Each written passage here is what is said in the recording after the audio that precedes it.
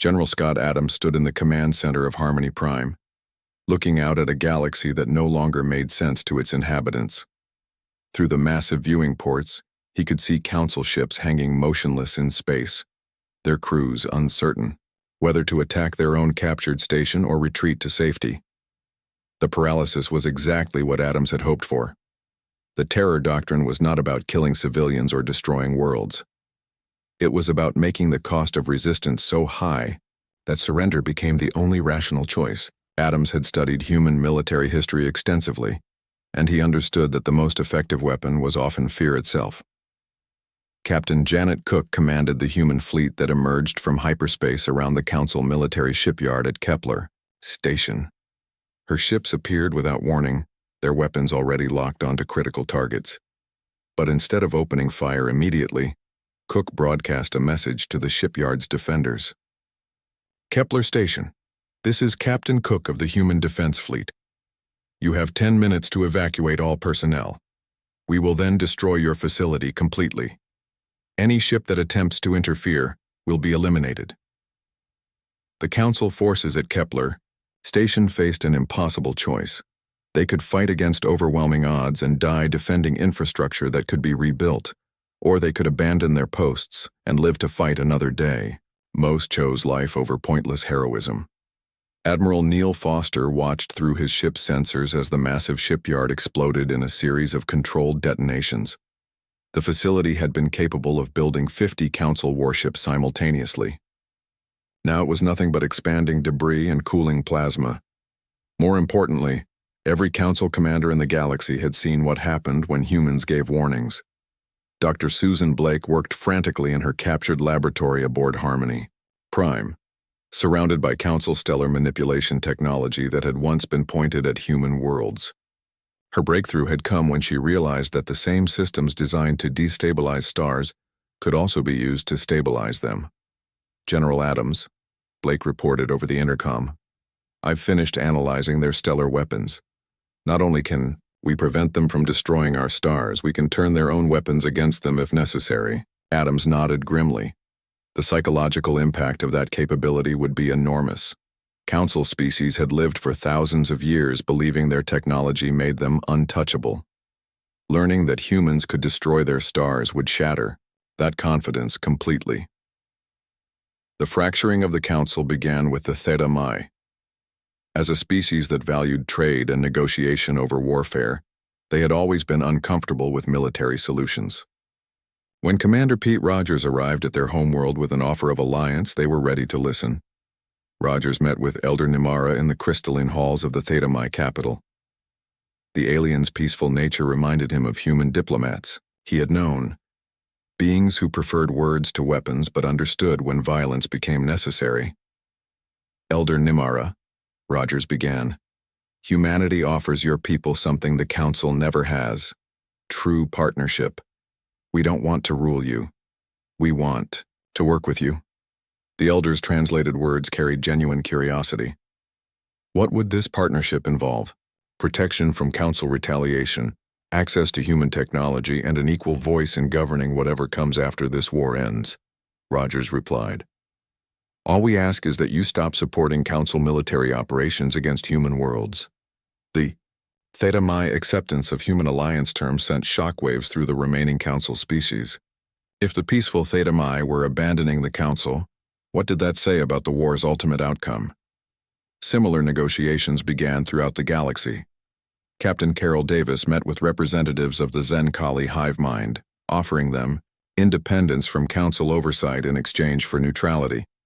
Commander Bob Taylor worked with the crystalline Velkari, using their own communication networks to spread human propaganda throughout their territory. Each successful negotiation weakened the Council's position further. What had begun as a unified response to human expansion was becoming a fragmented collection of species looking out for their own interests. Admiral Zexalon found himself commanding a fleet that was dissolving around him. Ships that had served the Council for centuries were suddenly declaring neutrality or openly defecting to the human side. His own officers questioned orders that seemed increasingly pointless. Admiral, his tactical officer reported, The Mordak Confederation has withdrawn all their ships from our fleet. They're requesting safe passage back to their territory. Zexalon felt something he had never experienced before: complete helplessness. The careful order that had defined his entire existence was crumbling, and there seemed to be nothing he could do to stop it. The human strikes continued with devastating precision. Captain Amy Foster led raids that destroyed Council communication, hubs cutting off isolated systems from Central Command. Engineer Kate Roberts used captured alien technology to broadcast human propaganda directly into Council computer networks. But the most effective weapon was simple demonstration of human capability. When the Council fortress at Sigma Draconis refused to surrender, human forces didn't storm the defenses or lay siege to the installation. Instead, they used precisely targeted strikes to destroy the fortress's power systems, life support, and communication equipment. The message was clear. Humans could have killed everyone inside the fortress, but they chose not to. The restraint was more terrifying than any massacre would have been, because it showed that human violence was controlled and purposeful rather than random and savage. Dr. Kelly Stone, working with teams of human scientists throughout the captured territories, made discoveries that revolutionized galactic technology. By combining human innovation with alien knowledge, they developed new forms of faster-than-light travel, more efficient energy systems, and communication networks that operated at previously impossible speeds. The technological revolution had political implications as well. Species that had been dependent on Council-controlled technology suddenly found themselves with alternatives. Human innovations were shared freely with allied species, creating economic relationships that bypassed Council control entirely. President Murphy addressed the galaxy from his secure command center, his words broadcast through captured Council communication networks. People of the galaxy, humanity offers you a choice. You can continue to live under the Council's authority, where 12 species decide the fate of thousands, or you can join us in building something new, a galaxy where every species has an equal voice. The response was overwhelming. Dozens of minor species that had never been allowed Council membership requested human protection. Entire star systems declared independence from Council rule. The carefully maintained balance of galactic power was collapsing under the weight of human success. Admiral Morrison coordinated the final phase of the Terror Doctrine from his flagship, now openly operating in Council space without fear of retaliation. His fleet had grown from hundreds of ships to thousands as former Council vessels joined the human cause. Status report, Morrison requested from his tactical staff. Captain Lisa Brooks consulted her displays. Sir, Council military strength is down by 70%. Most of their remaining ships are trapped in defensive positions around their homeworlds. They're no longer capable of offensive operations. Morrison studied the tactical displays showing the state of the galaxy. Red markers indicated Council strongholds, but they were surrounded by green zones representing human-controlled or allied territory. The Council's empire was fragmenting into isolated pockets of resistance. Engineer Ray Cooper brought Morrison the final piece of intelligence he needed. Admiral, we've decoded the Council's emergency protocols. If they can't restore their authority within the next 30 days, they're programmed to activate something called the Final Purge. Morrison felt cold anger settle in his chest. Even facing total defeat, the Council planned to take as much of the galaxy with them as possible.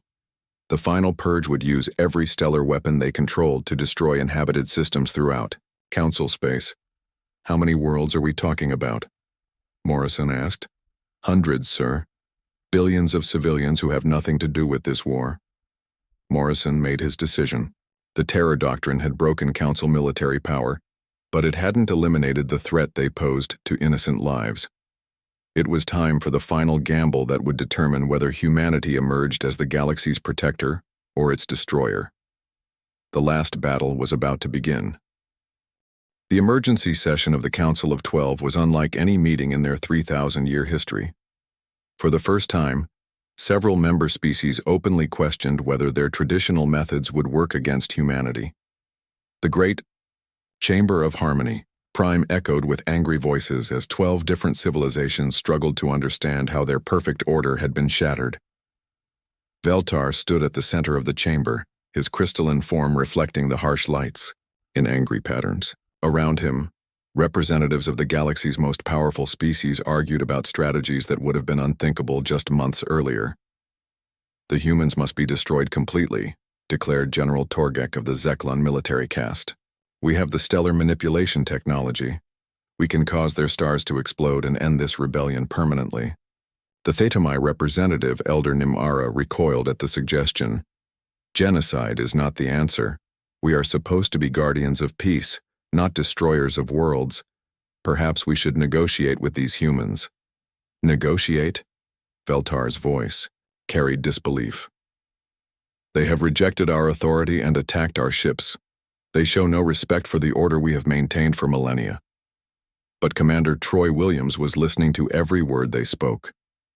Hidden deep within an asteroid mining station, his intelligence team had spent months infiltrating Council communication networks.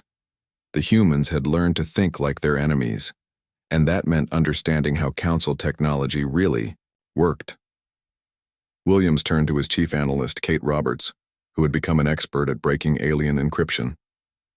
"Are you getting all of this?" "Every word," Roberts replied, her fingers dancing across holographic displays. "They're definitely planning to use the stellar weapons. Admiral Morrison needs to see this immediately." The intelligence reached Morrison's mobile command center within hours. He studied the intercepted communications with growing concern. The Council wasn't just planning to destroy human colonies. They intended to wipe out every star system humanity had ever claimed, turning the entire human species into cosmic dust. President Alex Murphy's face appeared on Morrison's screen, calling from the secret government facility where human leadership had been relocated. "Admiral, I've seen the intelligence reports. If they carry out this plan, every human world dies. Every man, woman, and child in our colonies becomes a casualty." Morrison nodded grimly. "Mr. President, we need to act before they can position their stellar weapons.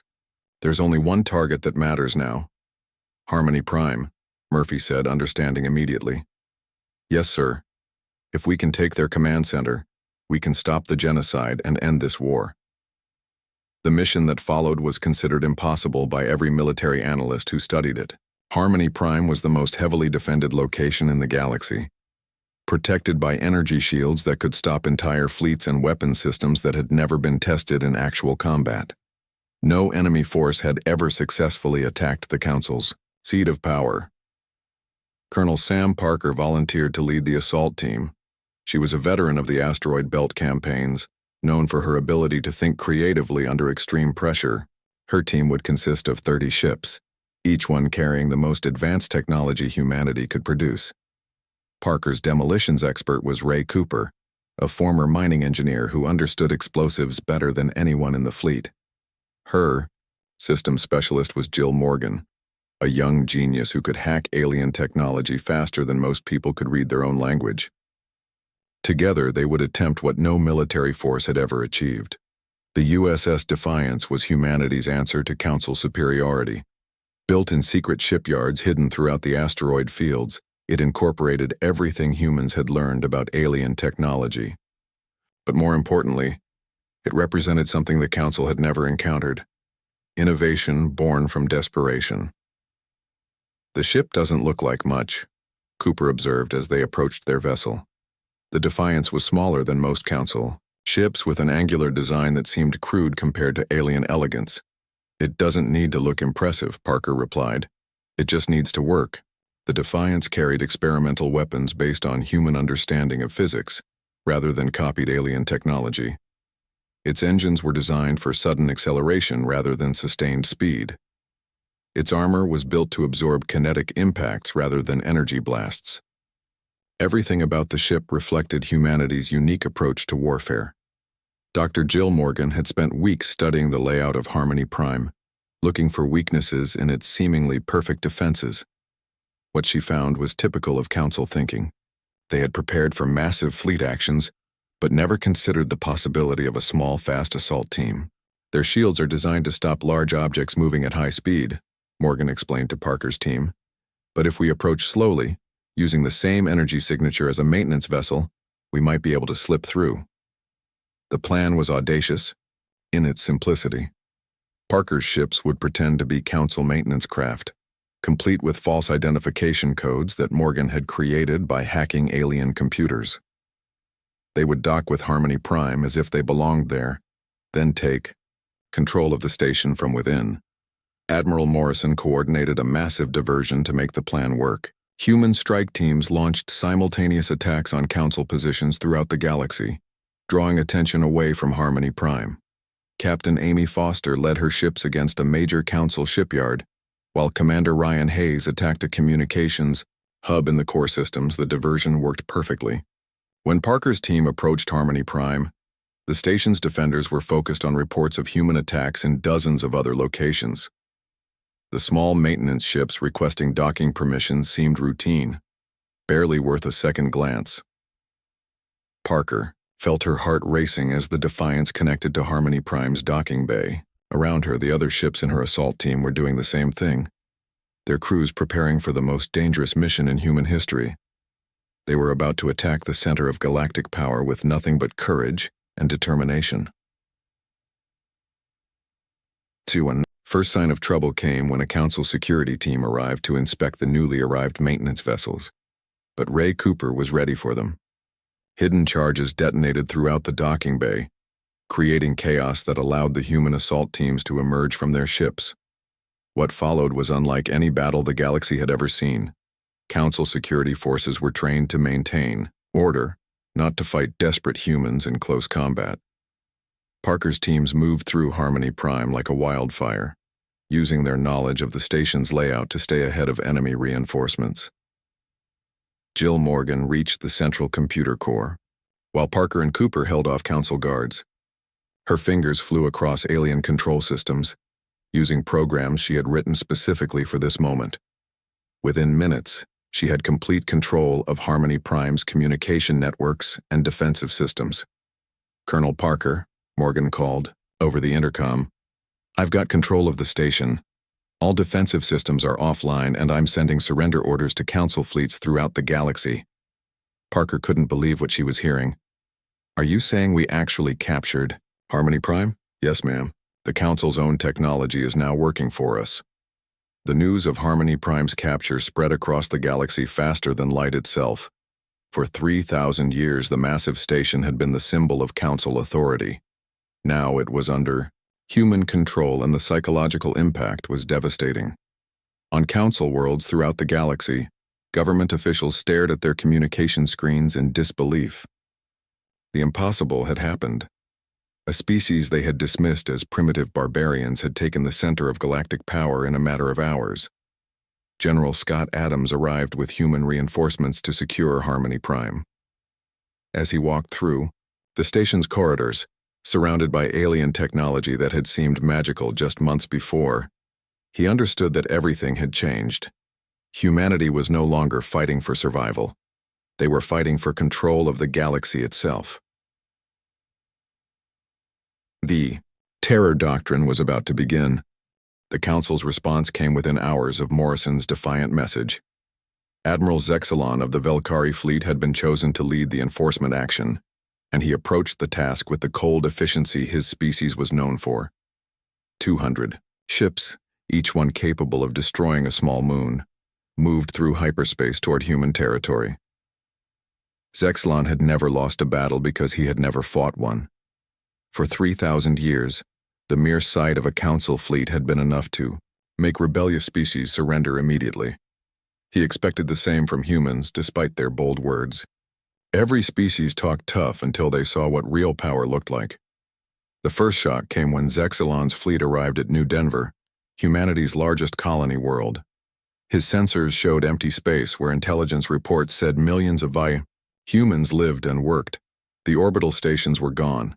The defense platforms had vanished. Even the civilian shipping lanes showed no traffic. "Where are they?" Zexalon demanded of his tactical officer, a nervous Theta Mi named Colven. "Unknown, Admiral. Our scouts report the same situation at the other human colonies. They appear to have evacuated completely." Zexalon felt his first moment of unease. Evacuation meant the humans were planning for a long conflict, Not a quick surrender. But he pushed the feeling aside. Without their bases and supply lines, human resistance would collapse within days. Captain Amy Foster watched the Council fleet from her hiding place in the Omega asteroid field, 3 light-years away. From New Denver, her strike team consisted of 12 ships, each one small enough to hide among the space rocks but fast enough to strike and escape before the enemy could respond. Behind her, 9 other strike teams waited in similar hiding spots throughout the sector. Foster's communications officer, Lieutenant Dan Carter, monitored Council transmissions. "Captain, they're splitting up to search for our colonies. Zexalon is sending small groups to different star systems." "Perfect," Foster replied. "Signal the other teams. Operation Swarm begins now." The first attack came without warning. Foster's ships emerged from the asteroid field at maximum speed, their railguns already firing. The Council patrol they targeted had been scanning an empty system for signs of human activity. They never saw the attack coming. Kinetic projectiles, simple chunks of metal accelerated to incredible speeds, punched through the Council ships, energy shields like they were made of paper. Dr. Kevin Stone had been right about the weakness in their defensive systems. Within minutes, 3 Council vessels were drifting wrecks and Foster's team had vanished back into hyperspace. Similar attacks erupted across the sector. Captain Bob Taylor hit a supply convoy near the Centauri system. Commander Pete Rogers destroyed a communications relay in the Wolf sector. Lieutenant Carol Davis ambushed a scouting force near Alpha Prime. Each attack followed the same pattern: strike hard, strike fast, and disappear before the enemy could respond. Admiral Zexalon received the reports with growing anger. 12 attacks in 6 hours, 18 ships destroyed or disabled, and not one Council vessel had managed to return fire effectively. The humans were fighting like pirates, not like a proper military force. "This is unacceptable," Zexalon declared to his staff. "They violate every principle of civilized warfare. How can we respond to tactics that have no honor?" Colvin, his Theta Mi advisor, suggested changing their formation to provide better protection for supply ships. But Zexalon refused. The Council fleet had used the same formations for centuries. Changing now would show weakness. The attacks continued for days. Human strike teams hit Council forces at times and places they never expected. Dr. Beth Martinez led a team of engineers who had modified human ships to overload their reactors in controlled explosions. When cornered by superior forces, they turned their own vessels into bombs. Captain Ryan Hayes, now leading his own strike team after his successful reconnaissance mission, discovered something important about Council psychology. When he analyzed their response patterns, he noticed they became predictable when under stress. The more pressure humans applied, the more rigid the Council forces became. Hayes used this knowledge to set a trap. He allowed his team to be detected near the Proxima system, then led the pursuing Council ships into an asteroid field where 3 other human teams were waiting. The battle that followed shocked the galaxy. The Council ships had superior weapons and stronger shields, but they fought like they were on a parade ground. They maintained perfect formation even when it meant flying into obvious ambushes. They followed standard procedures even when those procedures led to disaster. The humans fought like wild animals.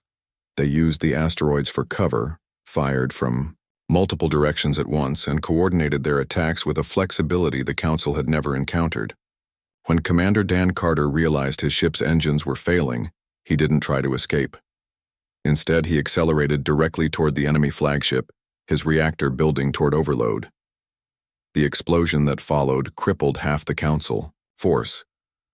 Carter's sacrifice saved the other human ships and sent a message that traveled across the galaxy faster than any communication signal. Humans didn't just fight to win. They fought with a willingness to die that their enemies found deeply disturbing.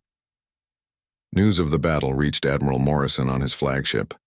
He was coordinating the overall strategy from a mobile command center that moved constantly to avoid Council detection. The human fleet had abandoned traditional naval tactics in favor of something that resembled guerrilla warfare fought across light years of space. Captain Lisa Brooks brought him the latest intelligence reports. "Sir, Council morale is dropping. Their crews aren't used to sustained combat, and they're starting to question their leader's tactics. Morrison studied the tactical displays showing Council fleet movements. Zexalon was trying to adapt, but his changes were always one step behind. Human innovation. Good. Fear is a weapon too. Make sure our next attacks target their supply lines, cut them off from reinforcements and fresh supplies. Engineer Kate Roberts had been working around the clock to decode Council communications. Her team had built equipment that could intercept and translate alien transmissions in real time. What they learned changed the nature of the conflict. "Admiral," Roberts reported, "the Council is planning something called a final solution. They're talking about stellar manipulation technology that can make stars go supernova." Morrison felt cold anger settle in his chest. The Council was planning genocide rather than accept military defeat. They would rather destroy human worlds than admit their superiority could be challenged. Captain Amy Foster received new orders. That night, her strike teams would no longer target military vessels exclusively. They would begin hitting Council infrastructure throughout the galaxy. Communications hubs, manufacturing centers, administrative stations, anything that kept the Council's civilization running. The attacks that followed were precise and devastating. Human ships struck at targets the Council had never thought to defend. They destroyed trade networks that had operated peacefully for millennia. They severed communication links between Council worlds, leaving alien governments isolated and afraid. Most importantly, they demonstrated that humans could strike anywhere, anytime against any target they chose. The psychological impact was enormous.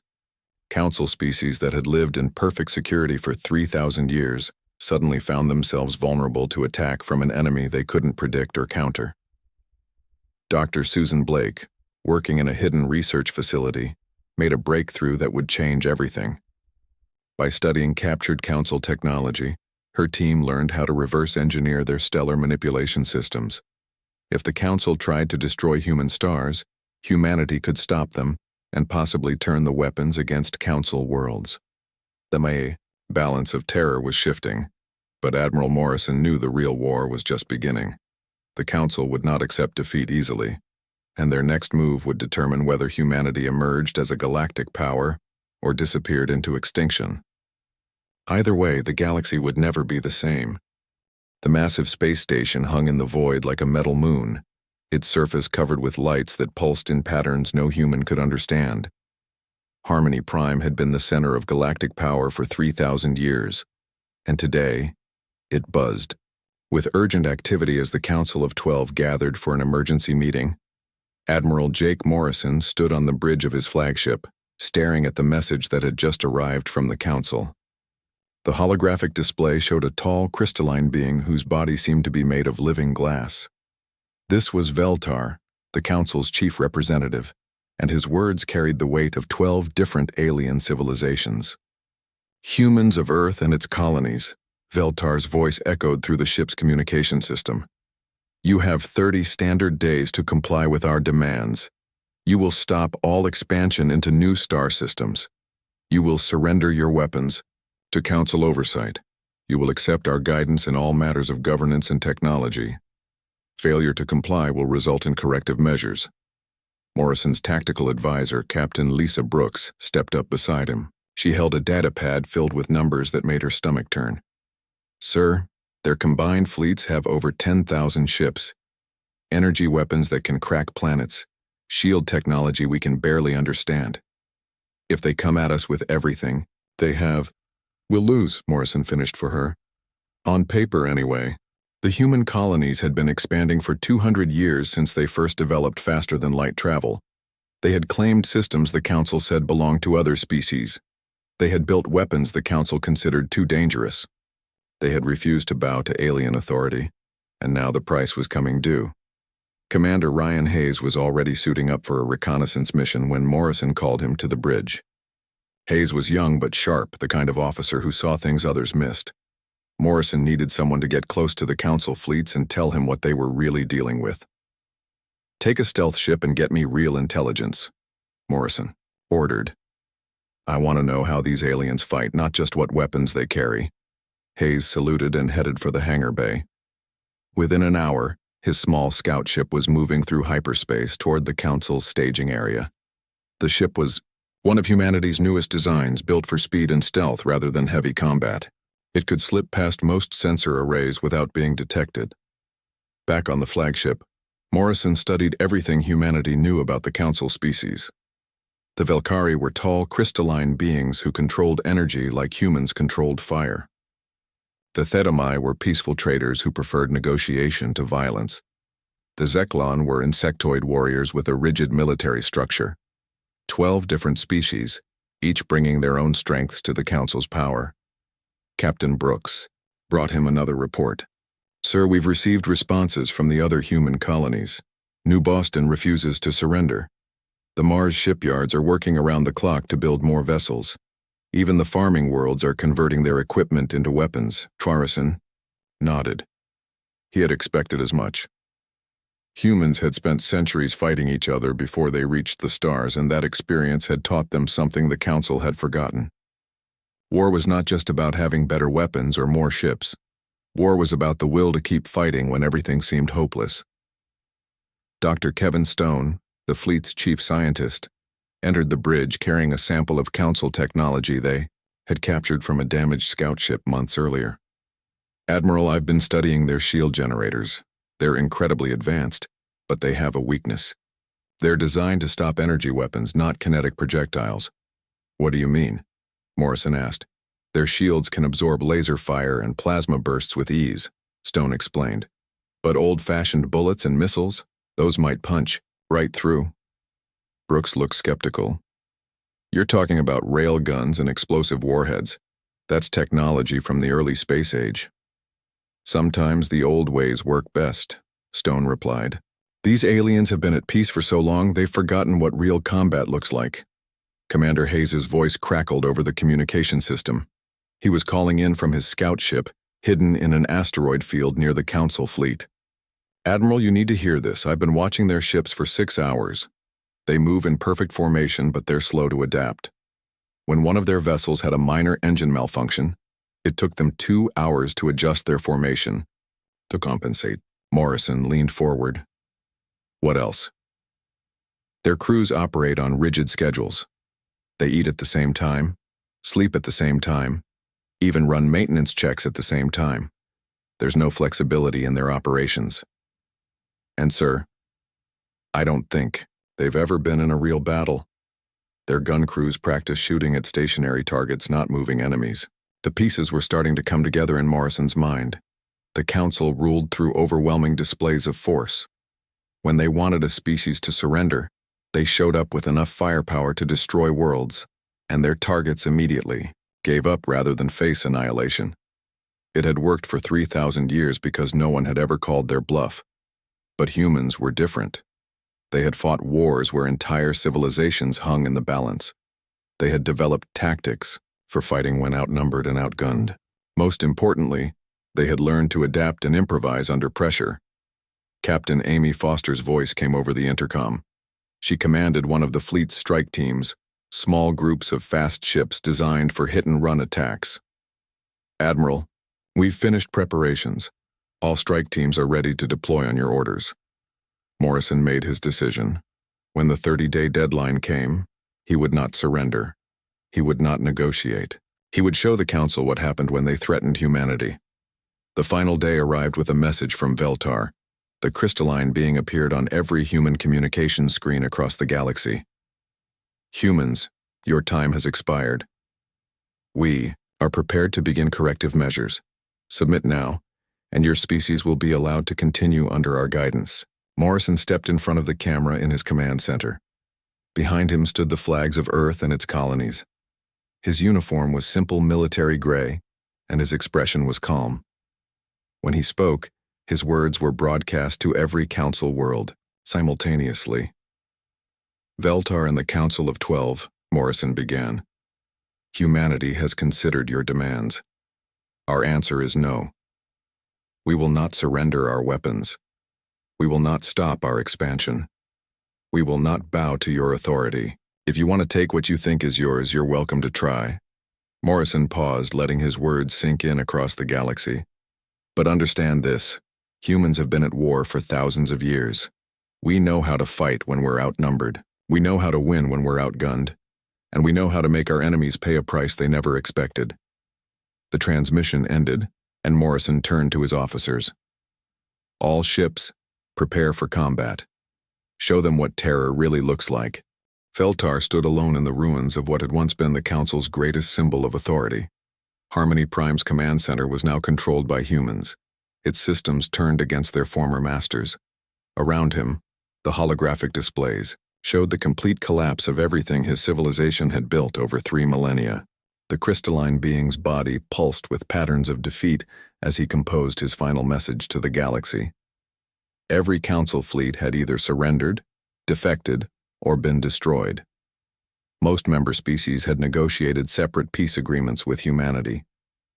The galactic order that had seemed eternal was ending in a matter of months.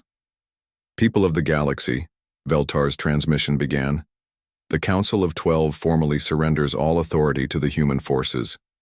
We acknowledge that our age of guidance has ended. The galaxy belongs to humanity now. Admiral Morrison received the surrender notification while coordinating the prevention of the final purge. Human teams led by Dr. Susan Blake were racing to disable stellar weapons throughout Council space before they could be activated. The technology that had once threatened human extinction was being systematically dismantled. But Morrison's response to the surrender surprised everyone who heard it. Instead of accepting dominion over the galaxy, he announced something that would reshape galactic civilization forever. Citizens of all species, Morrison's voice carried across every communication network in known space. Humanity rejects the authority you offer us. We have not fought this war to replace one empire with another. Instead, we propose the creation of a democratic galactic alliance, where every species, regardless of size or power, has an equal voice in their own destiny. Ambassador Carol Davis worked with representatives from dozens of species to establish the new government. The process was chaotic and sometimes violent, as civilizations that had been enemies for centuries tried to find common ground. But it was also something the galaxy had never experienced: genuine democracy on an interstellar scale. The Alliance Constitution that emerged from months of debate was unlike any governing document in galactic history. It guaranteed the right of any species to leave the Alliance freely. It required unanimous consent for any military action. Most importantly, it established the principle that no single species or group of species could hold permanent authority over others. Captain Lisa Brooks, now Admiral Brooks, took command of the Alliance Defense Fleet. Their mission was fundamentally different from anything the galaxy had known. Instead of enforcing peace through fear, they would protect member worlds from external threats while respecting each species' right to self-determination. The transformation extended far beyond government. Human innovation, combined with alien knowledge, created a technological revolution that spread throughout Alliance space. Engineer Bob Taylor led teams that developed new forms of medical technology, environmental systems, and space travel that improved life for billions of beings. Dr. Kevin Stone established research centers where human and alien scientists worked together as equals. The collaborative approach produced breakthroughs that neither species could have achieved alone. Energy generation became more efficient, communication systems grew faster and more reliable, and life support technology advanced by centuries in just a few years. The economic changes were equally dramatic. Captain Amy Foster, now serving as a trade coordinator, helped establish commerce networks that operated on principles of mutual benefit rather than council-controlled resource allocation. Species that had been forced to trade through council intermediaries could now deal directly with each other. President Murphy's retirement speech captured the transformation that had taken place. We went to war because we refused to surrender our freedom. We have won that war, but our greatest victory is not military. It is proving that free peoples can work together without being ruled by fear. Years passed and the alliance grew stronger. New species joined regularly, attracted by the promise of equal treatment and mutual protection. Some former council strongholds remained independent, but they no longer posed a threat to galactic stability. Dr. Kelly Stone, now director of the Alliance Historical Institute, studied the long-term impact of the war. Her research showed that the younger species in the galaxy viewed humans not as conquerors, but as liberators who had ended millennia of enforced stagnation. The older species remembered the terror humans had unleashed and worked to ensure it never needed to be unleashed again. Admiral Morrison, in his final report before retirement, reflected on what the war had accomplished. The Council wanted peace through absolute authority. They believed that order could only exist when everyone submitted to their will. We showed them that true peace comes from respect, not fear. That cooperation works better than control. That freedom is worth any price. The galaxy had learned fundamental truths about humanity during the conflict. Humans didn't fight because they loved war. They fought because they loved freedom. They didn't seek to conquer others. They sought to ensure that no one could be conquered. Most importantly, they understood that the greatest victory was not destroying your enemies but converting them into allies. The Council's stellar weapons were converted into tools for terraforming dead worlds and creating new habitable systems. The knowledge that had once threatened extinction became the foundation for expansion and growth. Life spread throughout the galaxy at an unprecedented rate. Captain Pete Rogers, now serving as an Alliance diplomat, negotiated agreements that brought even more species into the democratic framework. His work with former Council loyalists showed that reconciliation was possible even after bitter conflict. The galaxy was learning to live with diversity instead of uniformity. The military academies established throughout Alliance space taught tactics and strategy, but they also emphasized ethics and restraint. Future officers learned that their greatest responsibility was protecting civilian populations, not defeating enemy forces. War was studied as a last resort, not a first choice. Commander Ryan Hayes established intelligence services that operated under strict oversight from civilian authorities. The capabilities that had proven so devastating against Council forces were now used to prevent conflicts rather than win them. Information was shared between species to build trust instead of being hoarded for advantage. 20 years after the war's end, Ambassador Carol Davis opened the first galaxy-wide peace conference. Representatives from over 1,000 species gathered to discuss challenges and opportunities facing the Alliance. The conference was held on New Earth, a world that had been terraformed using former Council technology. The debates were intense and sometimes heated, but they were also peaceful. Disagreements were resolved through negotiation and compromise rather than violence and domination. The galaxy had learned to argue without fighting, to compete without destroying, to grow without conquering. Admiral Morrison's grandson, Lieutenant Jake Morrison, served aboard one of the new exploration vessels that carried mixed crews of humans and aliens into unexplored regions of space. Their mission was discovery and peaceful contact, extending the Alliance's principles to whatever new civilizations they might encounter.